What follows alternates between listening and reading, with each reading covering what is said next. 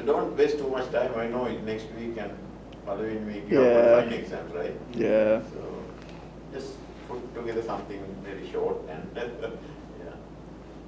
Okay.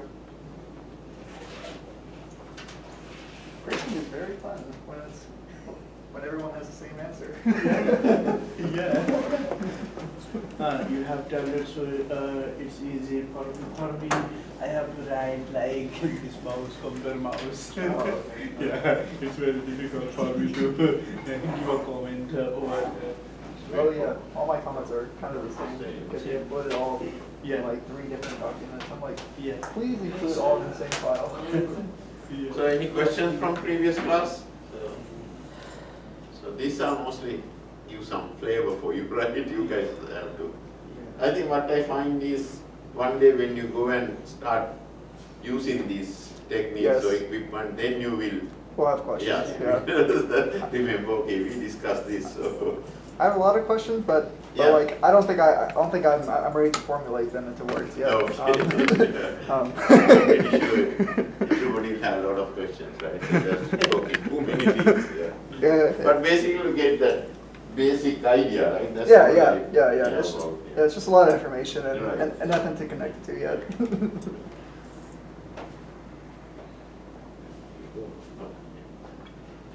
Okay, so last time we talked about that evaporation, right? Metal evaporation, either thermally heated or heated by E-beam, right? So when you do that one, what is the important factor is this evaporation rate, how fast you are evaporating your material, right? If you want to deposit, say, gold, so you need to heat the gold under that low pressure, then gold particles are evaporating, right? So that evaporation rate, you can easily calculate this one using the kinetic theory of gases. So it's given by this equation. So the AS is that area. So this P is the important factor. So this is the vapor pressure of that particular element. So then we have the atomic mass and the temperature. So you can see if the vapor pressure is high, definitely you have higher evaporation rate, right? So also if you have a larger mass, so that again evaporation rate is higher. But this temperature, so if the temperature is really high, so this is evaporation rate, right? So actually this temperature doesn't make sense. I think the temperature of the target, I guess. If the temperature of because we are evaporating from here, then you have this one, right? We can cool this one. If this temperature is high, then you don't get good adsorption, right? So if this temperature is low, it's more like that cold trap kind of thing. If the temperature is low, then you get higher. The evaporation means actually this is more like the deposition rate. So this equation is really important. Here I have the vapor pressure, how it changes with temperature. So if you take like alkali metals like sodium, we can even expose to air, right? So they are so unstable in air, so easily oxidize. You can see even at very low temperature, they have pretty high vapor pressure, right? It's all vapor. But if you go to like things like tungsten, so that's why when you want to evaporate some metal, suppose gold, you have to put it in a crucible of something like tungsten, because that has very high melting point. Also it has very low vapor pressure, right? So you can see these have very high, even at very high temperature, so they have very low vapor pressure. So I think when you want to evaporate any metal, first you need to have some idea about the vapor pressure and things like that. This is especially true if you want like we do a lot of this, something called the flame sealed ampules. So basically in that one we are going to put some material inside some quartz tube, then we evacuate this one and seal it. We have oxyacetylene flame, you can seal it. So then you have this material here, then you are going to heat this one. Everybody, I think you have to calculate what is the vapor pressure at that high temperature. So if the vapor pressure is too high, what will happen? This will explode, right? Actually this happened like once in the lab. So they put too much material here. So then vapor pressure became so high then that, because nobody saw, until next morning they came and opened the furnace, they found just the quartz pieces. So the vapor pressure is something everybody has to. So you can easily calculate the vapor pressure, right? You can find in any text, data books. So what is the vapor pressure for given temperature? We know with the temperature, vapor pressure is increasing, right? So like you can see how sharp this logarithmic scale, how the vapor pressure logarithmically increasing. So even small temperature difference, you can have really large vapor pressure. So if you want to evaporate any material, first look at the vapor pressure and things like that. So yesterday we were talking about the other method of here everything I am talking about is physical deposition techniques. So later we are going to talk about chemical like CVD, MOCVD, things like these are our physical deposition methods. Even the sputtering, right, is all physical. So you have cathode and anode, so then you apply very large voltage. If you have a gas, we use in this case we use inert gas. This is simple DC sputtering. DC means you apply only DC voltage across this one and this one. Typically we ground this one, apply very large voltage here. So then we introduce the gas here, argon gas. Then what happens? Because of this high electric field, so argon atoms are going to be ionized, right? Then you have argon plus, then also we have electrons. So later I will talk about something called the magnetron sputtering. In that case, we make use of that electron. We try to confine that electron so that you can have more efficient deposition. So this is just simply DC sputtering. You have this argon ions, then also it has electrons, right? So what do you call this one then? It's a plasma, right? Plasma is basically you have a charged species and also you can have neutral argon also. So this basically a plasma. This is a globe. You will see the color. You have seen the plasma. So if you use argon, typically that is pink kind of color. If you use methane, it's kind of bluish kind of color, right? So depending on the this atomic excitation states, you can see different colors of the plasma. So, but anyway, what we need is this argon plus ion. They just go and bombard with the target and remove some atoms of that material. So if I want to deposit gold, right, you put the gold target here and just, so then you will find this atom, they come and deposit on the substrate. So, but I think maybe undergraduate level classes, you have seen how the globe discharge tube works, right?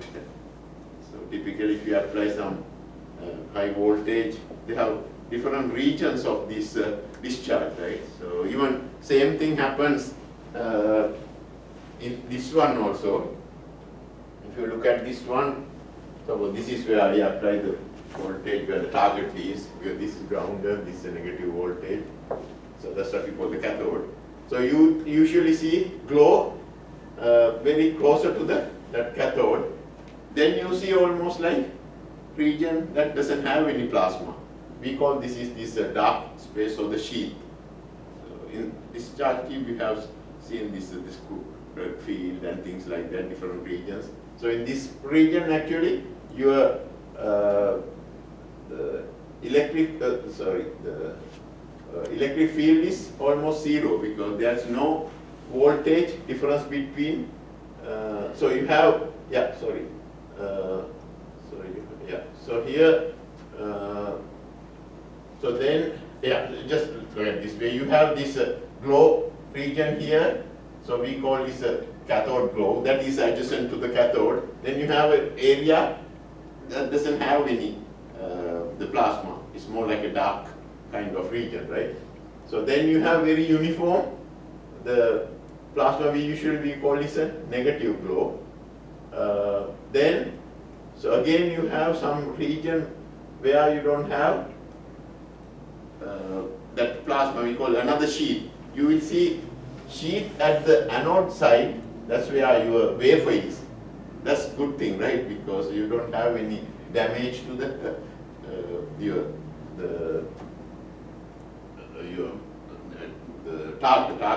target, where you are going to deposit on your substrate, right? So this is your target, right? So then again, this argon comes and because you need to have enough plasma here, otherwise if the entire thing is here, what will happen? Then you don't have argon ions, right? But you need to have that one here. But at this end, you don't need this, only just to go into deposit onto this one.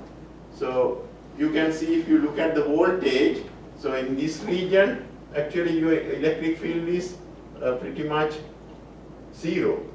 Because you have large voltage actually in this electric field. Because if you look at the voltage, you can see this part is a negative voltage because you apply negative, right?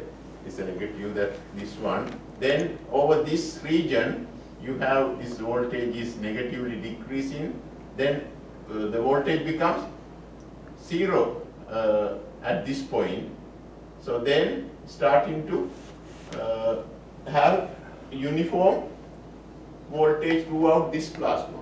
So uniform voltage means electric field is zero, right? There's no potential gradient, right? So that means your electric field inside here is zero, voltage is constant. So then voltage is going to go down to zero here. So you have some electric field here. So that's how typically, because remember we apply negative voltage here. So then that voltage becomes zero at certain distance from here. So then it's going to increase to positive one over this one. Where in this region you have some electric field. So then after that, when you come here, so that the voltage after that throughout that region, your electric field is zero, and the electric field is zero, right? Because voltage is constant. There's no electric field here. So that's typical how the electric field changes in a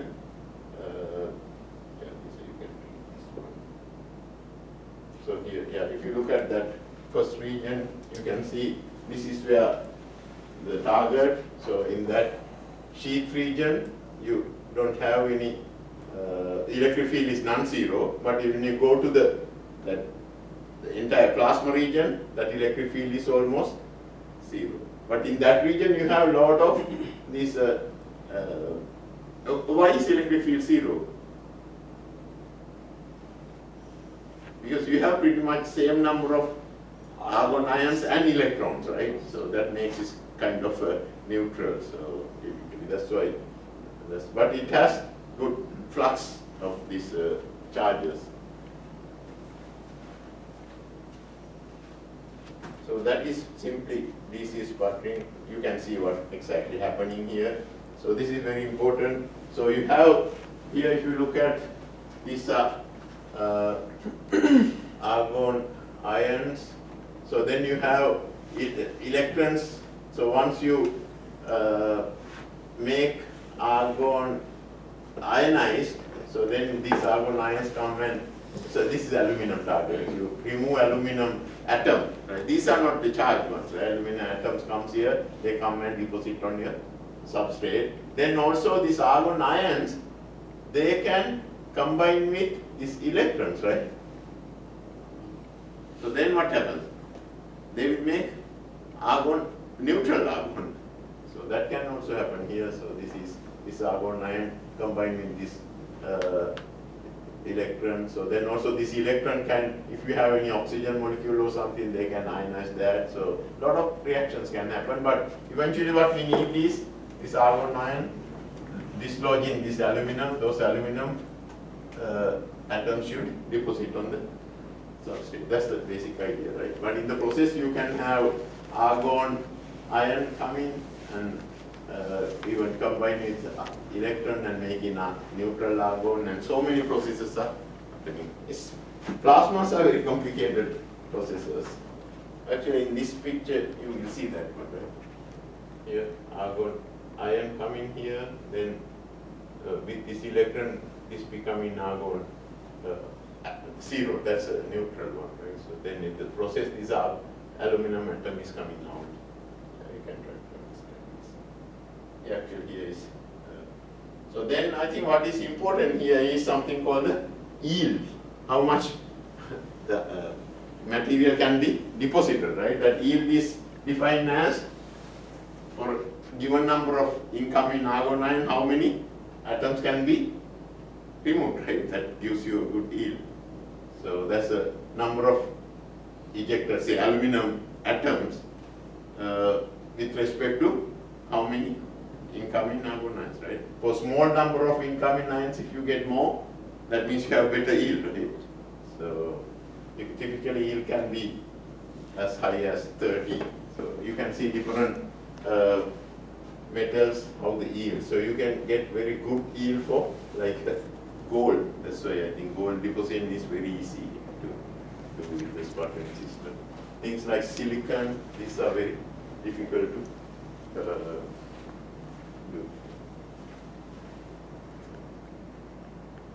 Then those were we call the simple sputtering, but you can have something called a reactive sputtering. Reactive means that argon, that was a simple inert gas, right? It didn't react with aluminum because, but if you use something like nitrogen, so nitrogen also kind of inert, but it can react with, that's why how we make ceramics, right? Nitrides.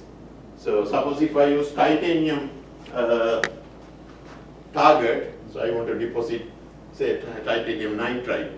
So instead of argon, actually you can use argon. In addition to argon, you can introduce nitrogen. Then you have nitrogen plasma and argon plasma both.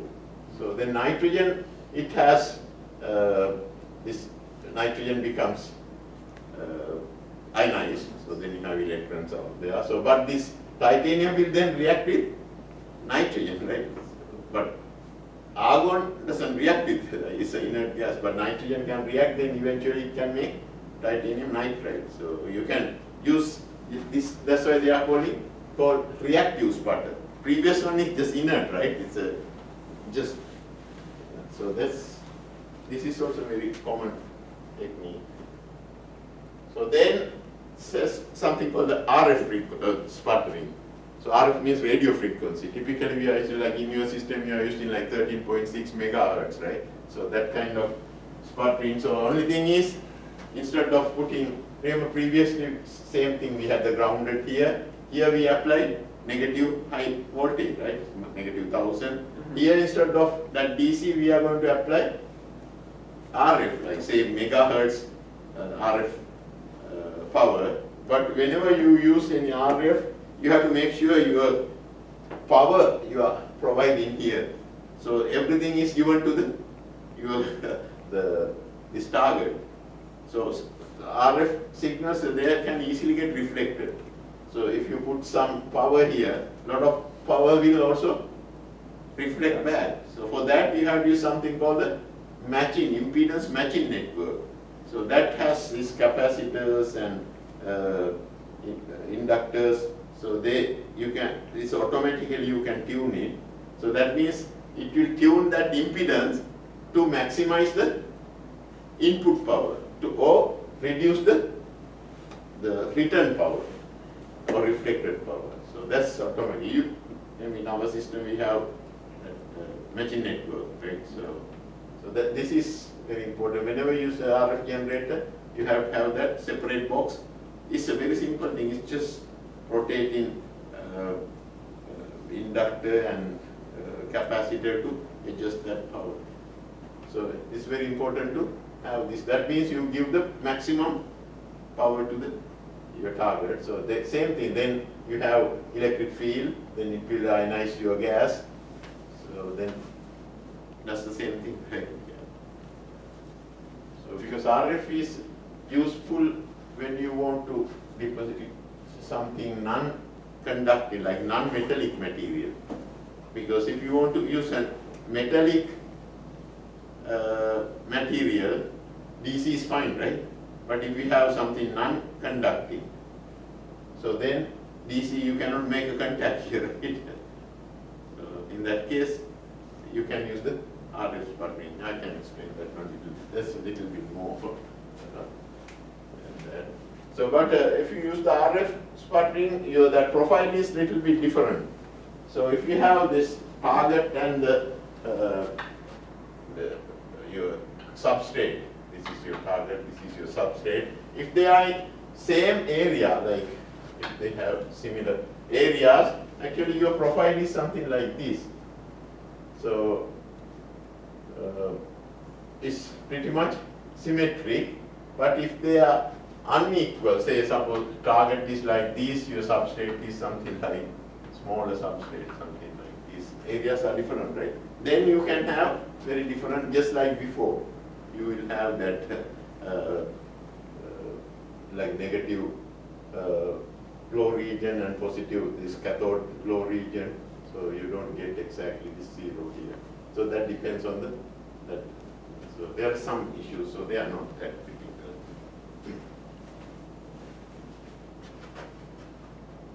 So next one is, this is what mostly people, but this is very expensive. So this is a magnetron sputtering. So here only thing is the same as before. We have the substrate, you can even heat that one, then you have the target. But with the target we have some, we call the magnetron. That's basically you have, if this is your target, you can have some magnets, right? North, south, north, like that. So if you have this one, then you have this magnetic field, right, going south to north, south, like this. So now when you have these electrons, right, we know from the plasma, we apply, say, DC. So you have negative voltage and zero here. So then you ionize your gas. So then you have, say, argon, then we have electrons, right? This electrons, what will happen if you have magnetic field to this electron? They will be confined, right? So that means these electrons are more confined to this region. So that means the electrons can, you remember that electrons can also do this one, right? Become in this. So you can have more use of the electrons now. Previously, these electrons, they go anywhere they want, right? But now we are going to confine in very closer to the target. So that means you can get much more efficient deposition. So you can see how these are like even helical path, right? If you have in some angle, if the electron is coming in the electric field, they will go this helical path, right? So they are pretty much confined here. So they will make more and more. So that's why we call this a magnetron sputtering. That is the state-of-the-art sputtering system. So they have large magnetic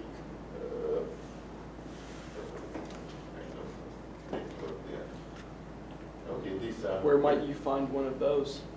Actually, probably Sergio Mendes' system. Maybe he has a magnet. I'm not sure. Yeah. So when I was doing my PhD, we had the system. So that's a very nice system. Actually, we had like typically you have these sources. We can put two sources. Then your samples are mounted in a carousel. So the target. So then it is going around this one. These two targets are sputtering. Then when this substrate comes to this one, it gets the material A. When it goes to next one, make material B, right? Then you can make these heterostructures, A, B, A, B, A, B, like that. So we could make like hundreds of the different materials. We could make like magnetic material and non-magnetic and all these things. So very handy system.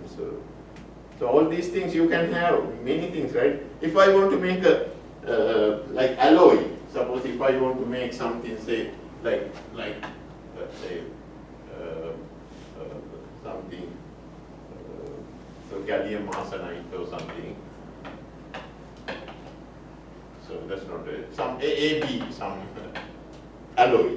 So then you can have your two sputtering guns, something like this. So then your substrate is here. So when you use the gun, so they both are hitting the target at the same time, right? So that means you can make this kind of alloy. But if you want to make non-alloy like A, B kind of thing, then these shouldn't be like that. They will be something like these. Then your substrate is rotating over these two, right? You can have carousel. Actually, in our case, we had the carousel like this. We could put like 6 or 7 substrate there. So that means in one run we make like 6 different samples, right? So that's pretty easy. Oh yeah, this is a very nice chart. If somebody wants to check what kind of material you need, if you need this material, what kind of technique you can use. So typically this is about chemical vapor deposition. No, sometimes we use something called atmospheric pressure CVD. That's what I use in the basement to make like, now we are making things like chromium selenide and things like that. That's atmosphere. There's no pump needed. So then you have low pressure. That's what your system is, right? Mm-hmm. We pump it down to very low pressure. That is. So then you have plasma enhanced. Same thing, right? Our system, we ignite the plasma using the plasma enhanced CVD. Then you can have this high density plasma enhanced. So many different things, but some variations of the same system.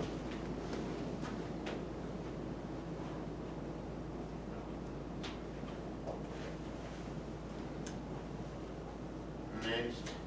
Yeah, but if you look at these different techniques, they all have their own pros and cons, right? So if you use simple like evaporation thing, suppose if we have some feature like that, you want to coat everywhere uniformly like this. But if you use simple evaporation, mostly you see deposition here, here, and here, nothing on this region.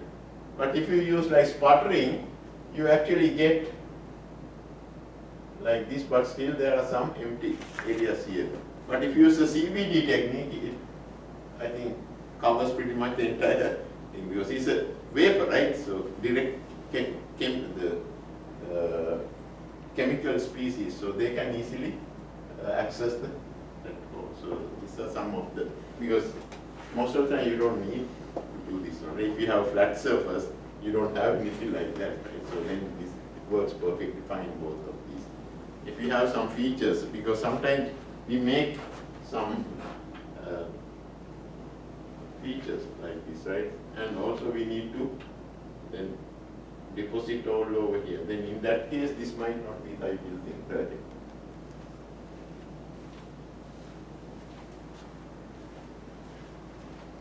So then there are some very easy techniques like electrodeposition. This is how people play gold and things like that. It's so simple, electrochemical bath. You have electrolyte here, then you have wafer here, then whatever you want to deposit. So you can have some gold chloride or something in your electrolyte, then apply very high voltage. Then, so what happens is these ions, so they will migrate to the other NN deposit here, right? That's basically electrodeposition.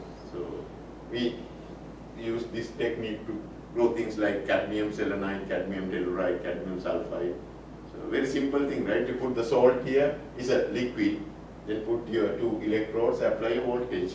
But this takes time. You have to do it like sometimes overnight. So then deposit here. Only problem is you cannot make highly crystalline material this way. They are less crystalline. But very effective, very large area you can cover with this one.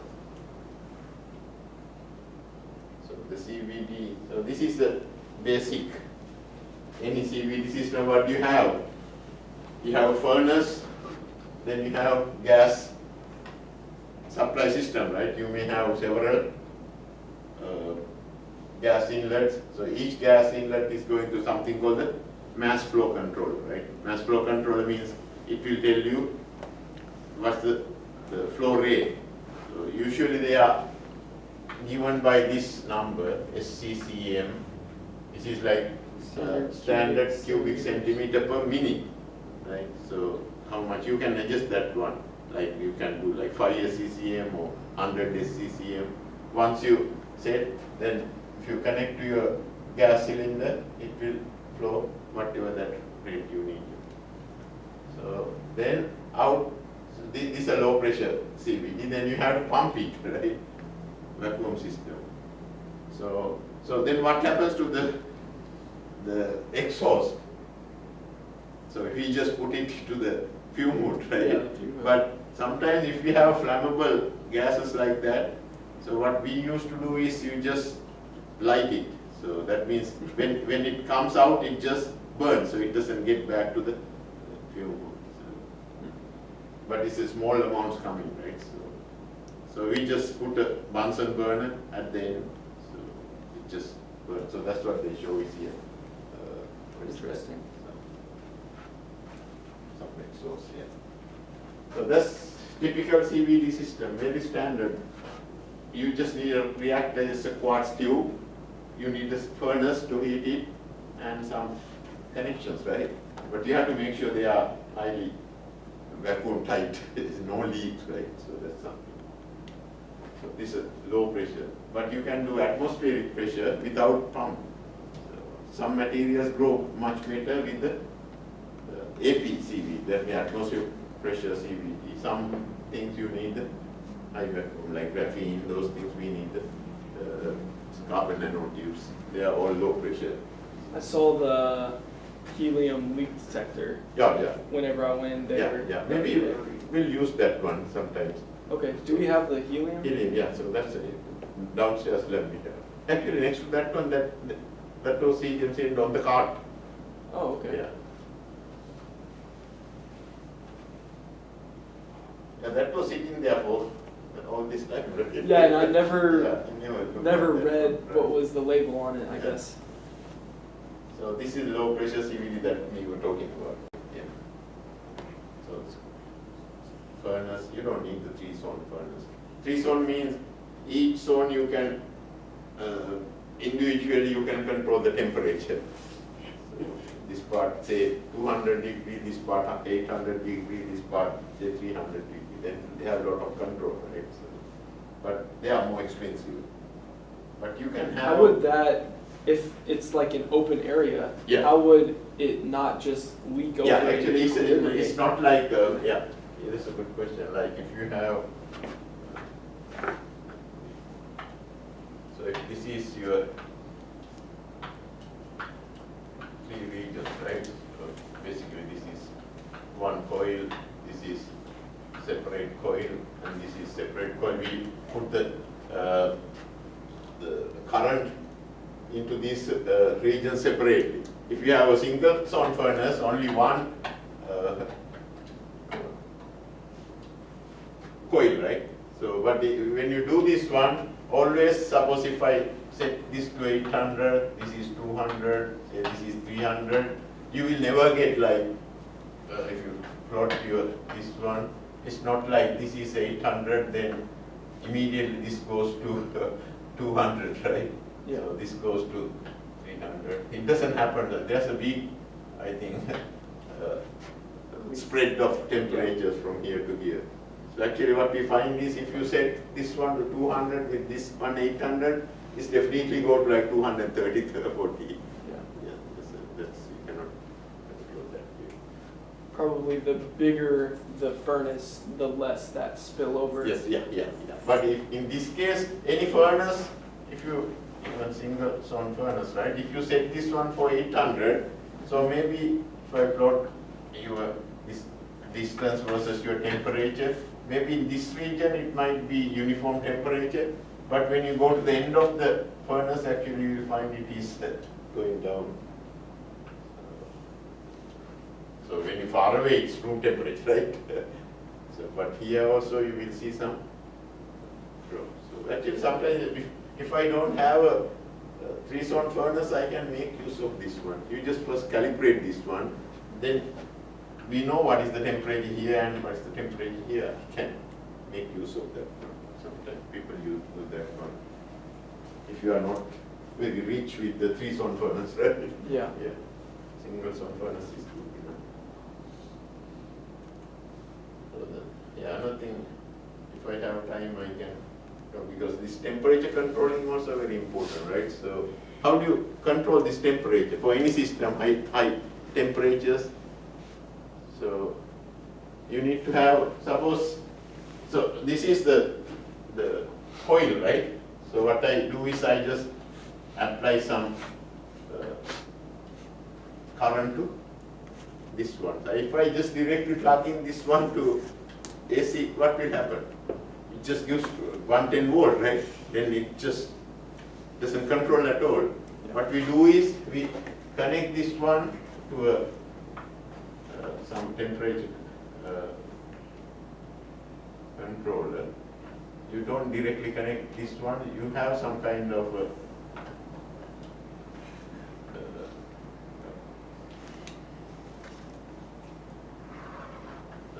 temperature controller box. So this will be connected to that one. So this will. So then this box has to read this temperature. We have something, the thermocouple, to read the temperature. So if I give some set point here, so this will know how much voltage to supply it from here. It's more like voltage divider kind of thing. Right? Yeah. So in 110, if I want like 1000 C, maybe it has to give like 80 volts. If it is like 400 volts, it has to give only maybe 50 volts, right? So that is how you control it. So one thing I think everybody lately will know, when you have any control, not only this kind of control, even low temperature, there's something called the PID control. So anybody familiar with this one? PID. PID means proportional, integration and differentiation.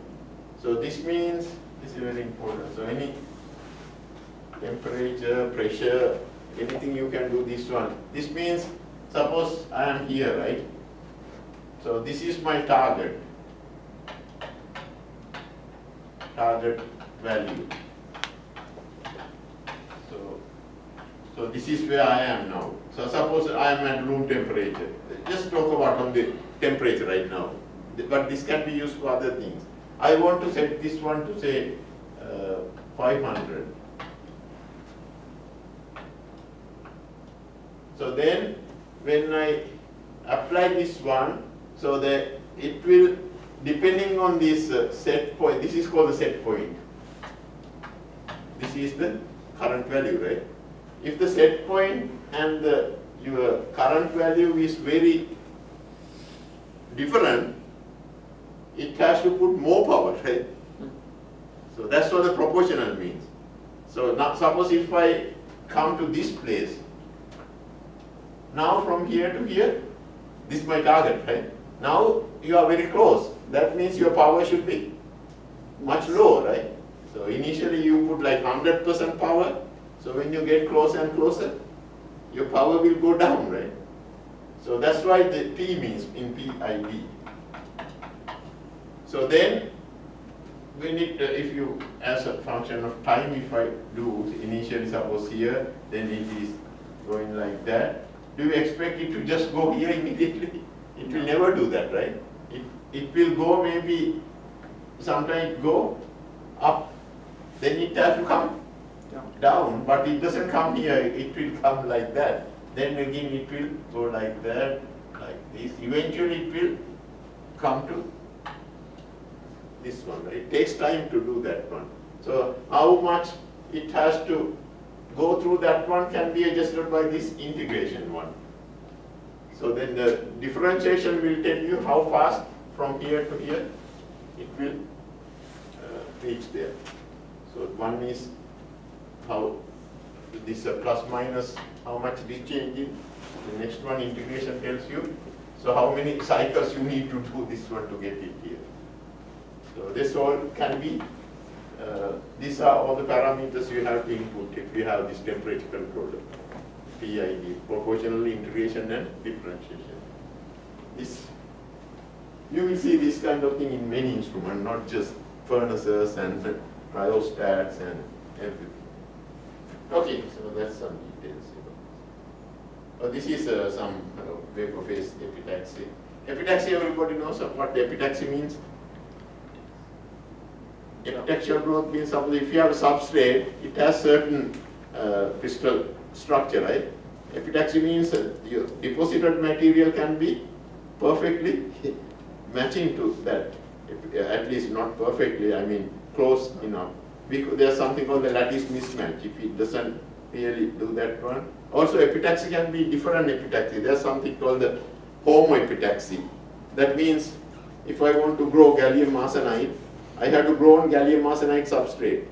It's a homo, right? So homoepitaxy. Or you can have a heteroepitaxy. That means your substrate can be, say, silicon. On that one you grow, say, gallium arsenide. So that way is two different materials. They are called the heteroepitaxy. There are certain things you need to understand. But one thing is you need to pick the right substrate. At least your lattice constant should be not too different. So then it cannot make the epitaxial growth. It can do, but a lot of strain on that one, right? So that's what the epitaxy means. It makes this very like matching growth. So homo and this.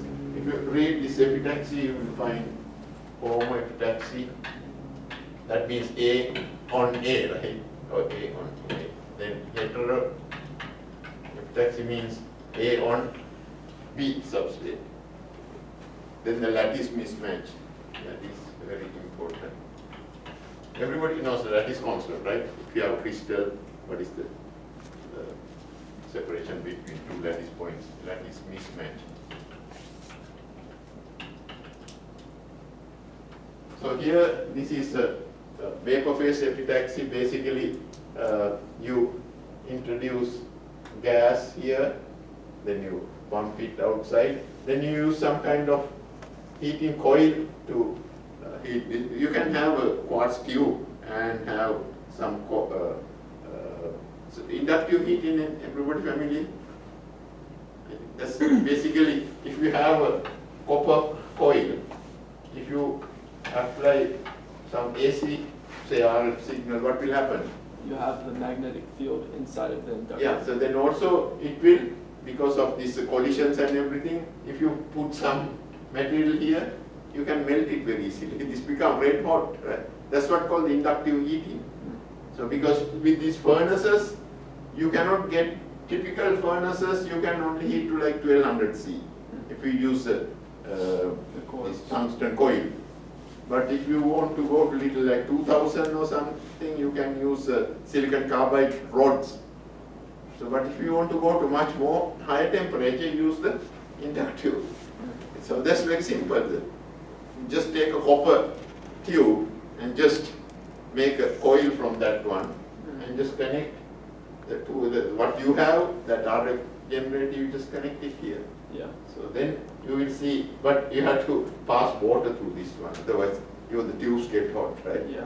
So then if you, inside will be, yeah, that's mostly because of magnetic field and electric field.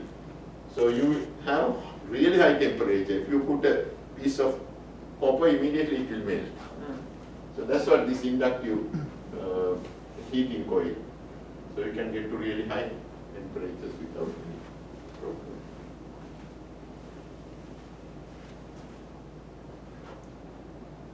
Also, that can be something due to eddy current and all these things, right? That's what, yeah. I remember reading something about, when I was researching graphene, about graphite having a Bernal stacking, something like Yeah, that. yeah. So that's Does that yeah. have something to do with? Yeah, so that stacking means a different thing. Like if you have like this, right? So if you have in solid state physics you learn about this. They're like the cubic closed packed and hexagonal closed packed structures. That depends on. So if you have a first layer, so the next layer, this is the only way you can put, right? Okay. But once you have this one, you have a choice. We have to put the third layer. So that's how you get the FCC versus this HCP structures. So if you look at this one, you can see in that case you can have third one either on top of this one or on top of this one. So that's why we have either AB, Yeah. AB structure, or you can have ABC, so then ABC.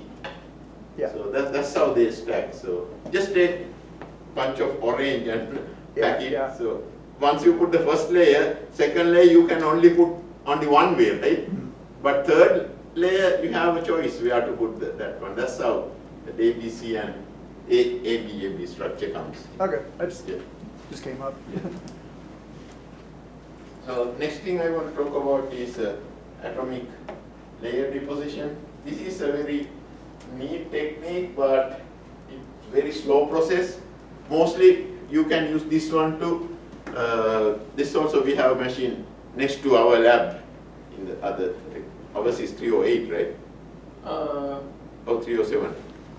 So next to that one, so there's a small machine, that's a ALD system. Okay. So this is mostly used to make like dielectric materials, like you can use to make alumina or silica. These are dielectrics, right? Even hafnium oxides, so then even titanium, TiO2. So this, you can use these materials using the atomic layer deposition. That means you grow layer by layer atomically. It's a very long process, but when you do that one, you have to use something called this metal organics,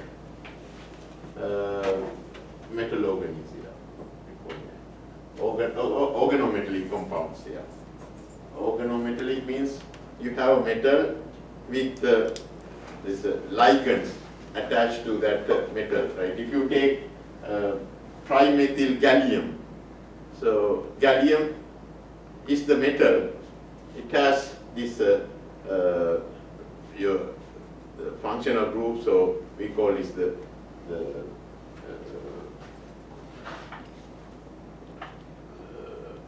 ligands, right? So gallium is the metal. Then you have trimethyl means you have three methyl CH3s, right? Attached to this we call it organometallic. So then you can have trimethyl whatever the bismuth. So I have used like dimethyl, trimethyl. This is trimethyl, right? Then you can have dimethyl, whatever. Trimethyl means three methyl ligands attached to. This is the important thing, the metal. So this is called the organometals.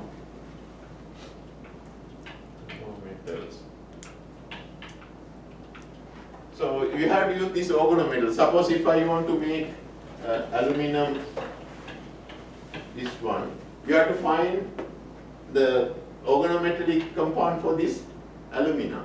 So this can be actually liquid, the organometallic. So gallium itself is a metal at room temperature, right? Almost. These are the few elements, they are already liquid at room temperature, right? One is mercury, next one is gallium, so then also bromine. Right? Bromine actually, it can be even gas a little bit higher than the room temperature. So, but aluminum, typical aluminum is solid, right? But if you can get metal organic aluminum, so, right, trimethyl aluminum, that can be even liquid state. So because of the ligands, right? So they have this solvation and things like that. So the way the ALD system works is basically you start the process. First you are going to, we call dosing. You just dose just water to the system. So then you run that cycle. After that you introduce this organometallic compound, you dose with that one. So after sometimes again you do the water dosing, then you introduce the organometallic aluminum, then you have to keep doing that one, and every time you are going to make that Al2O3 layer. So I will show you how it works. That's pretty neat, but it makes a really controlled deposition. So this is the first one. So you can see you have these, first this is my substrate, suppose silicon substrate. So when I introduce water, what will happen? So actually the water is H2O, right? OH, right? So what happens is the silicon has some dangling bonds, right? It's silicon bond. So this OH group will attach to this the silicon bond, so that way you have H here and O here, like this one. So this is H actually, which is other way like that. This is your oxygen, okay, hydrogen. By doing this water dosing, what you do is you just attach all these hydroxyl groups to the substrate. What you have is oxygen and hydrogen here. So that you can completely cover the surface. So then next step, you are going to introduce this, this is trimethyl aluminum, right? This organometallic trimethyl aluminum. So you can see three methyl groups attached to the aluminum metal. Aluminum is the metal, that's why we call this a metal organic. So these are the organic ligands. So now when you do this one, what happens is, so these are going to be attached to this end of this hydroxyl group. So this is what happens. Pretty neat technique. So you can see that one methyl group is coming out, and so this hydrogen, previously we had hydrogen, right? That point you are going to attach this one, so then one methyl group will come out. So like that it will happen to every that OH group. So after that second dosing, you will see this one happening. See, at the end of that where the hydrogen was, now it's attached to aluminum, all these things, right? So then after this one happens, you just pump out the whatever this additional trimethyl aluminum and whatever that methyl groups came out. So you can pump it out, right? That system has pump always. You just dose it, and also pump is always, yeah. You said that it is a slow process. Yeah, very slow. But how do you know whenever all of the spots are occupied? So that you have to do it, there's no way to until you finish and check it, yeah. So just by experience, you have to first tune it, yeah. So after this one, So now everything is now pretty much covered, right? So now next time you just pump it and remove these things and again introduce water. So then water again will make the bridging to that one. So now, yeah, now water is coming. So here I pumped out everything, the methyl groups and leftover of trimethyl. So now introduce water. So then water molecules come and attach here. You can see. So this water. The water has again this hydroxyl groups, right? OH. So they will connect to this from here. Hydrogen, you make this connection O. This one also make a bridge. You can have this oxygen here. So you can see again these methyl groups coming out. So if you do this one, you will find all the reactions are given here. Please read this one. So see, this is what happens, right? So each molecule now, you have that oxygen is attached to this one. So this is that second water dosing rate. So now you can see what we have here. You can see if you take this one Al2 or 3, right? Exactly. So now what you do next one? Again, the starting position, right? You just do the next trimethyl aluminum. So then again it will happen. So that this is now one layer is done, right? So now you have to do the next one. So that is again you introduce this trimethyl aluminum. Then when you do the next water, you will have next aluminum L2. Like that you have to keep doing this one. You can make a very nice atomic layer composition of that. This way you can do same thing with titanium. You can start with some titanium metal organic. With water you can make a TiO2 just like this. Here you can see exactly same thing right here. Just keep doing.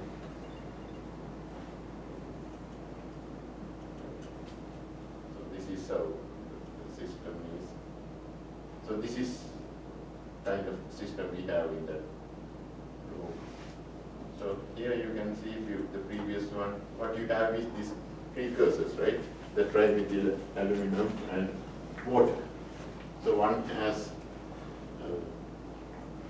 precursor, this just but in this case what we need is just water and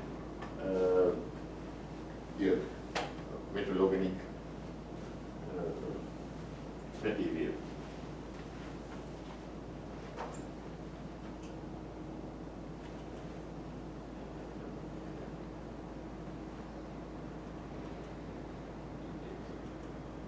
Yeah, next is another technique is PLD, pulse laser deposition. That's a very easy technique. So you have to use pulse laser. You can use a YAG laser with nanosecond pulses, or you can use a even femtosecond laser. So whole idea is it's also under very high vacuum. So you have a target, you want to suppose deposit something. So then you have to rotate that target because laser beam is coming straight, right, to the target. If you don't rotate, so that part will be damaged very easily, right? So that's why you keep. I didn't use this technique, but I used something similar to something called pulse laser, that's called PLV, pulse laser vaporization. Very similar thing. So we had the quartz reactor that you are using. So in that one, I had this one. So then we focused our laser to this one. But in this case, we cannot rotate this one. What we did was we kind of scanned this target up and down. So at the end, you could see like some these regions like is getting carved in, right? It's a laser beam. Anyway, here what we do is you have laser beam. These are pulse lasers. It can be like nanosecond. So what I used was a YAG laser. So this is 1064 nanometer IR laser. So this the pulses are like nanosecond, but you can make it more effective if you use femtosecond, right? The power is much higher. So this is very simple. So you just introduce this one, rotate here. So when it hit this one, it makes something called a laser plume. So plume means actually it's more like the sputtering, right? Yeah. You are just taking out that one, but these are then you have your substrate here. You can deposit very easily. So basically, what happens is when you hit with the laser, actually you are kind of exciting, because this suppose it is a metallic target, you have these free electrons, right? So these electrons will get excited. Eject. Yeah. So that electron energy will be transferred to the we call the lattice, right? Yeah. So then that heat will be transferred. So in the process, this can even melt, right? So that's there. So then that plume is coming here and deposited on this one. This basic idea is you are exciting electrons, that heat will be passed to the lattice. Everybody familiar with the lattice, right? Mostly the phonons. So here, so you can see the color, right? It's also plasma. So here, this is what happens, right? So first electrons are excited because a lot of free electrons in your target material, then that energy is given to the lattice. So these are happening in very short time intervals, right? Then that lattice heat is dissipated. So that's where it's happening. So that's basically. Then the last thing, so I think that's what we can talk about. So the NBE system, like I said, this is one of the most expensive systems. Now a lot of places they don't even use. Still there are a few places since they have this one. So high, very expensive. So like there was a time only Bell Labs, they could grow this aluminum, gallium arsenide heterostructures. They were the only group they could do that. So they had this MB system only to do that material. You cannot use that system for any other things. That's what they say. The quality is really proportional to the price. So they are Bell Labs, I think they pioneered this one to make the something called quantum wells, right? Gallium arsenide, aluminum, gallium arsenide, like that. So this is also similar to thermal evaporation, but is more controlled and very slow process. This is also very slow epitaxial process, highly epitaxial growth. You can see this is kind of a simple system. I think some systems are much more complicated. Is there a machine in Lutz Hall that looks like that? No, that's the XPS system. Okay. X-ray photo emission system, but the domes are similar. Oh, okay. So that's because we have this spherical detector. That's why it's kind of like that, right? Yeah. Yeah. But this is actually low-end MB system. Typical MB system much bigger than this. Okay. But you have to have a vacuum like 10 to the power minus 10 or at least, or better. So typically what they have is, in this system they have something called this effusion cells. So your materials are inside these cells. So you can have several number of these things. They can be heated by having I squared dark window, passing a current through a coil, or it can be heated with the electron gun, so by E-beam, so like we said, either way you can heat. So then that basically you have your target can be rotated also, then just deposit that one. So under very high vacuum, so very slow process. So mostly people use these things to grow things like this 3,5 or 4,6 kind of elements. So like gallium arsenide, they are 3,5 group, right? So typically gallium coming from the group 3 and arsenic coming from group 5, 3,5, like indium arsenite or indium antimonite. So these are very good material. Oh, you have very good semiconductors like tin selenide, tin sulfide. They are group 4 and 6 elements. These are the ones typically used for either also 2, 6. You can have something from this one, 2 and 6. Yeah, so zinc or cadmium selenide. So these are the materials you can easily do. Actually, 4, 6 is not very common. Mostly 3, 5 and 2, 6. That's it. Mercury, telluride. These are very important materials, right? Mostly people use like 3, 5. These are like gallium arsenide kind of thing. Oh, 2, 6. These are more like this mercury, telluride. So you can use for 3, like 4, 6 also.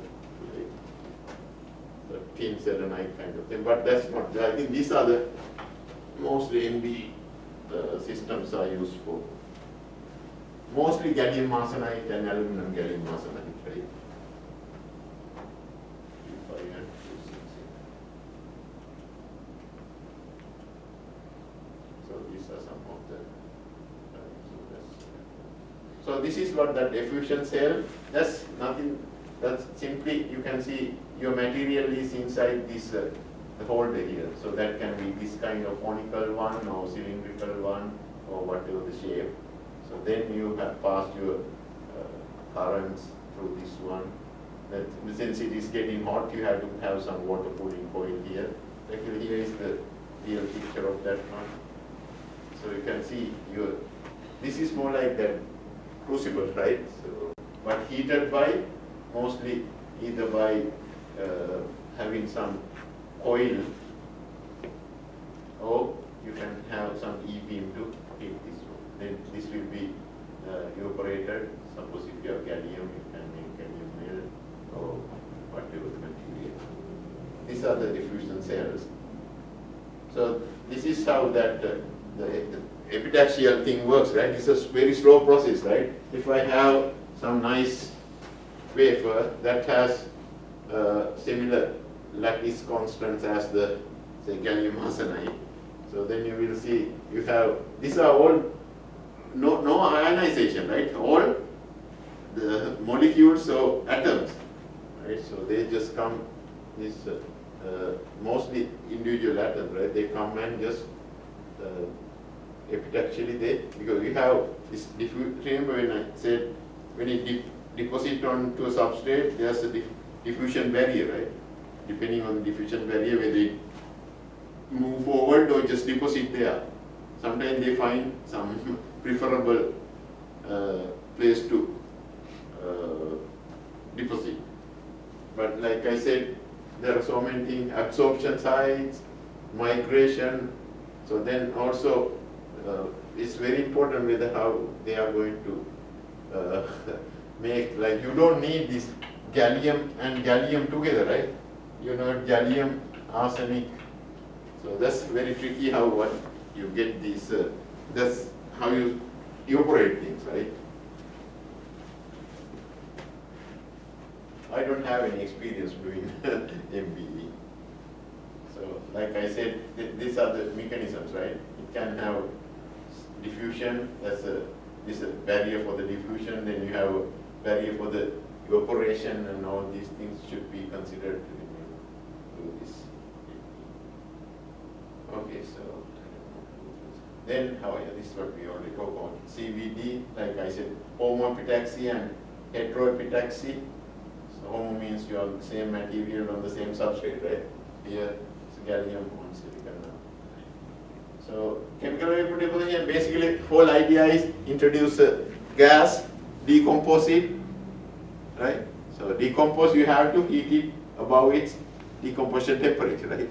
So suppose if you take methane, so methane we know it decomposes around maybe 1000 C or something, right? That means you have to heat it to that temperature, that will decompose. If you use silane, it's a highly flammable gas.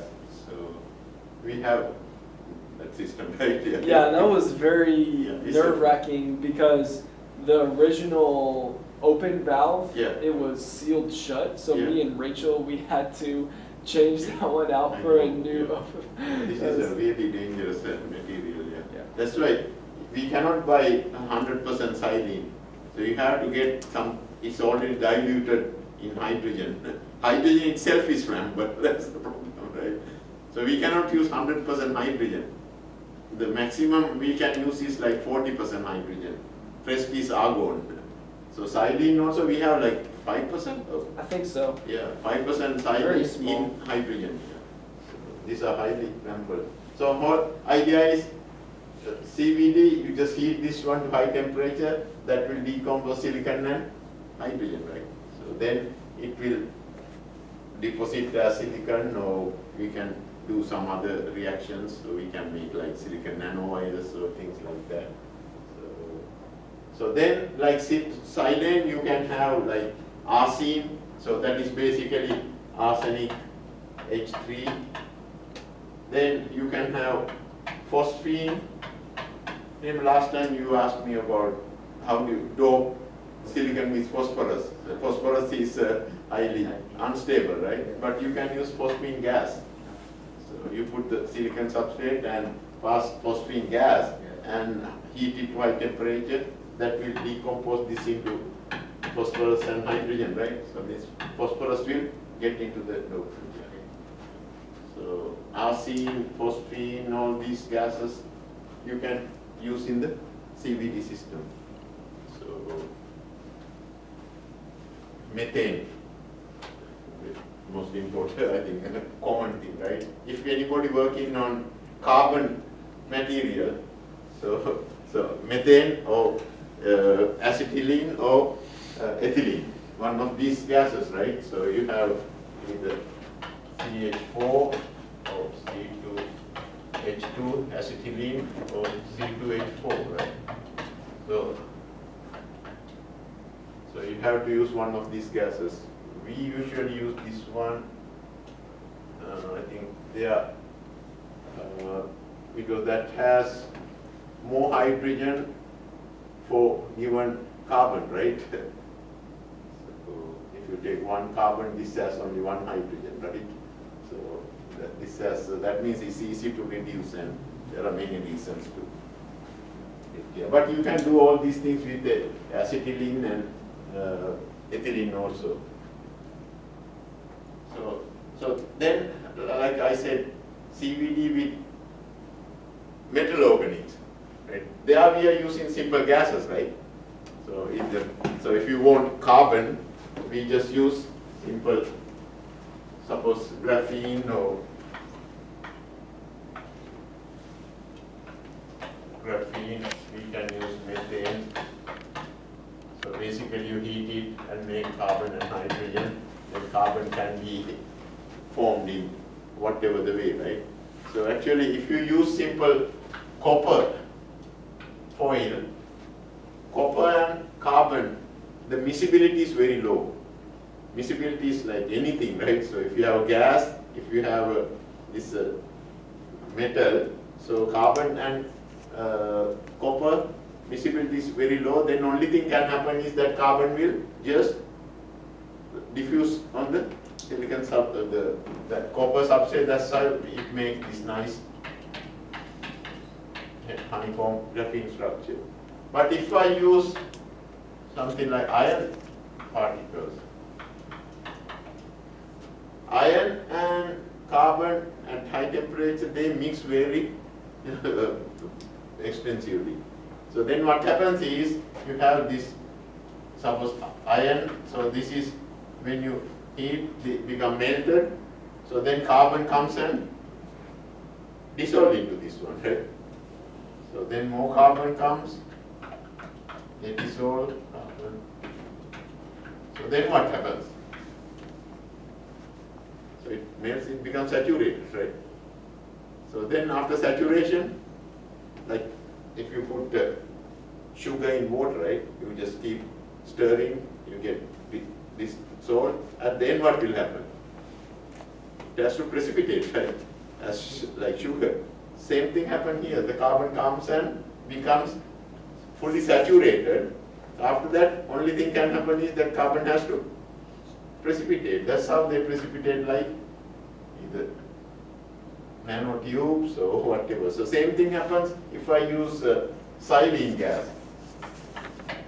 Xylene with say iron, this silicon comes and dissolve it this one.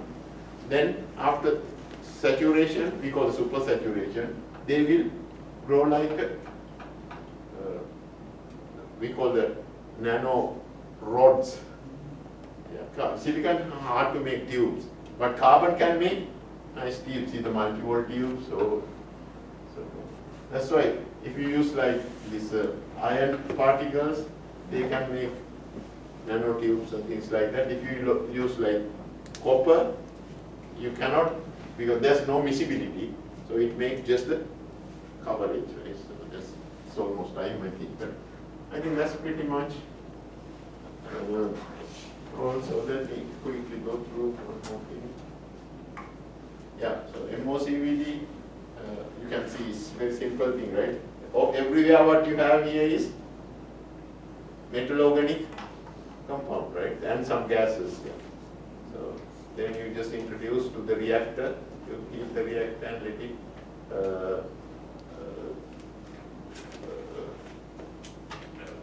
react, right? So, but the difference between MOCVD and MBE, MBE is so expensive and also it's done at really low vacuum. MOCVD you can get comparable quality. That's why people are moving away from MBE to MOCVD. This is done at not very high vacuum, kind of a low. High vacuum means actually poor vacuum, I say. So poor vacuum conditions, but much more cheaper. But you are using this metal organic compounds. So here there are things that you can compare these two. So in the past, only MBE was used to make quality some films, but nowadays people can make these things using the MOCVD. If you go to Luxol in that, so that system actually that's MOCVD system, I think somebody donated, but still they haven't made it to work. So Really? you can see where the sputtering, the glove box, the sputtering system is. Yeah. So right next to their beak, you can see from outside. That's a very nice MOCVD system. So last thing is this liquid phase epitaxy. So this way also you can make some things. So this is actually this makes a good epitaxial one. So this is if you have some substrate here. So then you have something called these sliders. So these are something that you can move. So inside there you have this melt, gallium melt. So then you heat the system and make connection. You can bring in contact with this gallium arsenide. So then it will make the reaction and melt, do this homoepitaxy. So that's. I don't have experience with this system. I know how it works. So I think that's all. It's almost time, right? So I already uploaded the next class that is about the low temperature techniques. So I think everybody should know how to handle like liquid helium, liquid nitrogen, things like that. So then after that we'll talk about some this spectroscopy, even some optical these polarizers and things like that. Then a little bit at the end something about microfabrication, so how to make devices, right, using the clean room facility here. Okay, so let's stop here.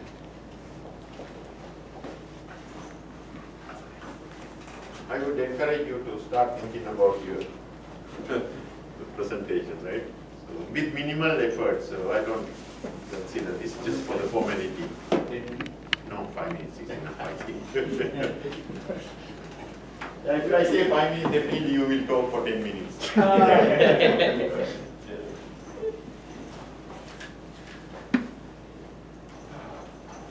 bad timing, qualifying and everything. Yeah. You said after everything. Yeah, but it's good, like, after that, you have been much free for other two sections, right? Like, Monday, Yeah. this one, you have to do the lab and write the report. Then, Jan, this one, you have to write the codes, right? So, it's good we finish this one first. Yeah. Yeah. Did you plan for that, or did it just work out like that? Always I teach first one, I don't know why. But it worked better for